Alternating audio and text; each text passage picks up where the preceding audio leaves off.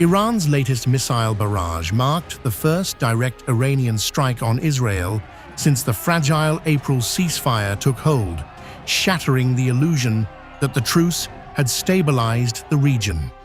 Tehran presented the launch as a warning after Israeli jets hit Hezbollah targets in Beirut's southern suburbs, linking the attack explicitly to the Lebanese front rather than to any strike on Iranian soil.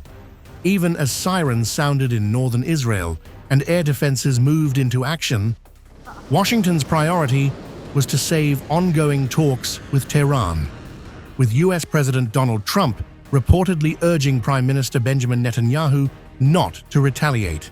Israel's choice to answer with its own strike on military sites inside Iran, despite that pressure, flowed from a simple judgment in Jerusalem. Letting this pass would be far more dangerous than hitting back.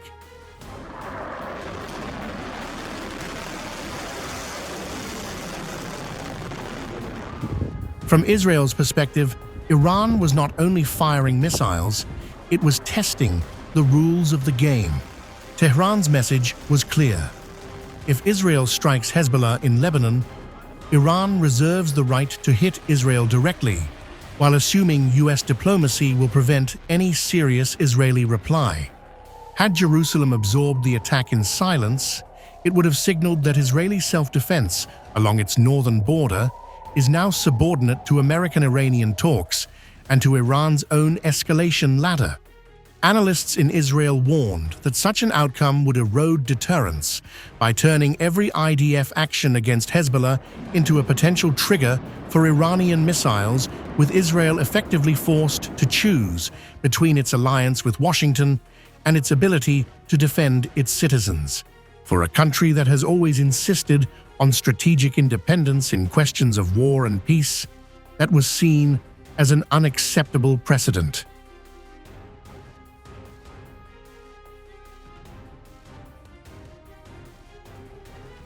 The chain began in Beirut. Israeli jets struck Hezbollah targets in Dahir, the group's stronghold, after weeks of rocket and drone fire that continued despite US-brokered understandings aimed at calming the Lebanese front. Hezbollah has repeatedly treated such deals as flexible, keeping up pressure on northern Israel even as diplomats talked about ceasefires. Iran's decision to answer the Beirut strike with missiles directly on Israel effectively told Hezbollah it could keep ignoring any truce, attack Israeli soldiers and towns at will, and rely on Tehran to punish any serious Israeli response. If Israel had held its fire after the Iranian barrage, Hezbollah would have gained something close to strategic immunity. Every time the IDF hit back in Lebanon, Tehran could frame it as a provocation and unleash missiles, betting that Washington would again urge restraint on Jerusalem. Israeli officials and commentators have argued that this would have turned the northern border into a one-way battlefield, a risk they were unwilling to accept.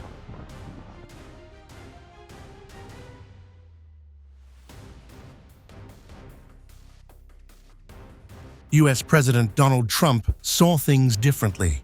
He reportedly urged Prime Minister Benjamin Netanyahu not to retaliate, telling that the US was very close to a final deal with Iran, and warning that another round of strikes could blow up the talks. In his view, Israel had struck, Iran had struck, nobody was hurt, and the incident could be folded back into negotiations. But in Jerusalem, officials feared that accepting this framing would confirm Iran's belief that Trump is desperate enough for a deal to rein in Israeli action, and that future missile attacks might also be treated as cost-free. By ordering the IDF to hit targets in western and central Iran, despite Trump's warning, Netanyahu sought to redraw the red line. Iran cannot fire at Israel in defense of Hezbollah and expect immunity, no matter how close Washington says it is to an agreement with Tehran.